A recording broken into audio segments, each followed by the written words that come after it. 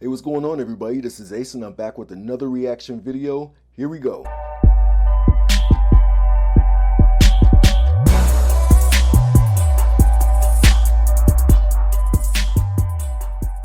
Alright, so today I am going to be reacting to 18 in Life by Skid Row. Now, according to Wikipedia, this song is from their debut album, simply entitled Skid Row. It was released in 1989.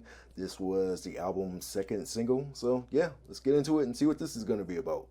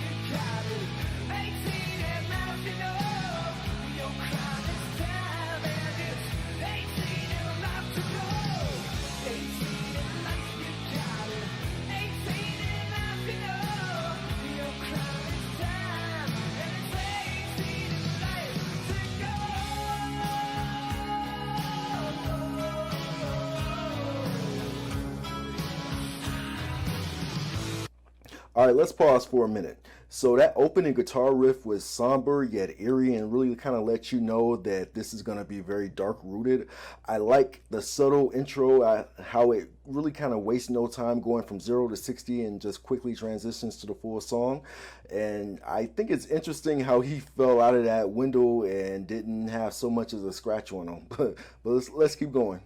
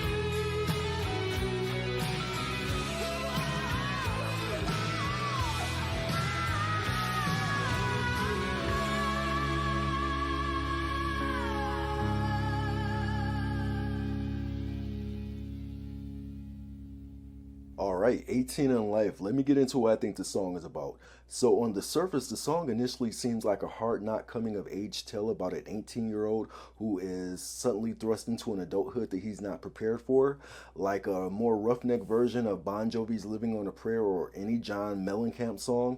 But as the song and video went on, I realized that it's about an 18-year-old kid who gets in trouble with the law and is ultimately sentenced to life in prison. 18 in Life feels like a made-for-TV movie in song form.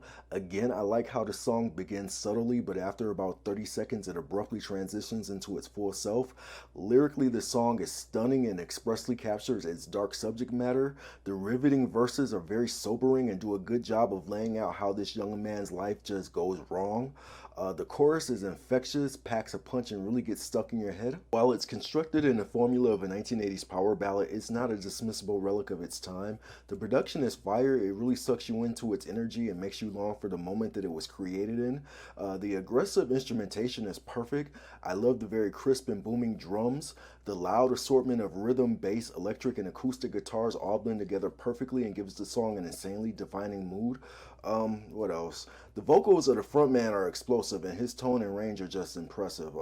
The way he regularly transitions from like this high, shrill head voice to a powerful mid-range to these monstrously low grunting notes was just incredible. His voice is very controlled, emotive with a stirring vibrato. So the video does a good job of turning the song's lyrical content into a full-blown visual story. It also makes the song less ambiguous and a bit clearer than it might have otherwise been. I also like how it resists turning Ricky into a sympathetic character. He's not portrayed as misunderstood or someone who you want to feel for. It wasn't he did something awful, but it was a terrible accident type of conclusion. From the beginning, we can presume that he had a troubled home life, but the story doesn't use that as a justification for his behavior. Ricky was a menace and didn't seem to give a fuck about anything or anybody, himself included, and you can see that in the story. That being said, it was still a bit conspicuous to me how he seemed unstartled by the killing of his friend. Furthermore, I couldn't tell if it was accidental or deliberate. From one perspective, it seemed like Ricky was just randomly shooting and his homeboy just happened to be standing in the wrong spot and got capped. But from another angle, it seemed like Ricky shot him on purpose. He didn't really seem to care either way, which was odd because there didn't seem to be any friction between them, but that's just Ricky, I guess. He had a heart of stone. So I would give the song a letter grade of an A.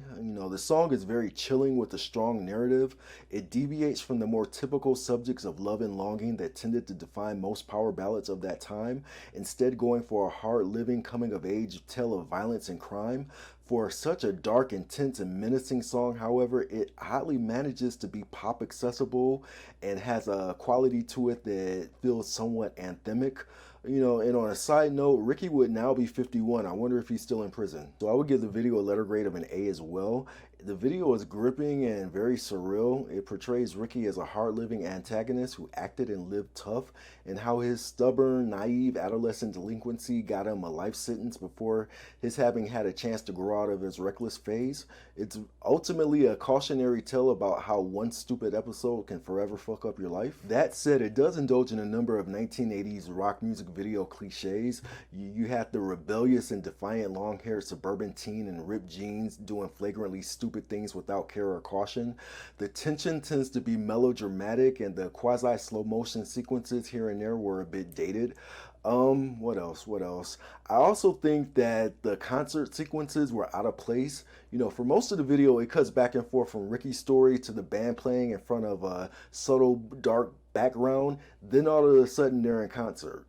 It's like, where did that come from? But I honestly think that part kind of disturbed the flow and mood of the video. But that said, the video is still enthralling overall, so the overall grade for the whole thing would be an A. This is definitely iPod and playlist worthy, but how do you feel about it? How do you feel about Skid Row's 18 in Life? Leave me some comments, like and subscribe, and until next time, peace.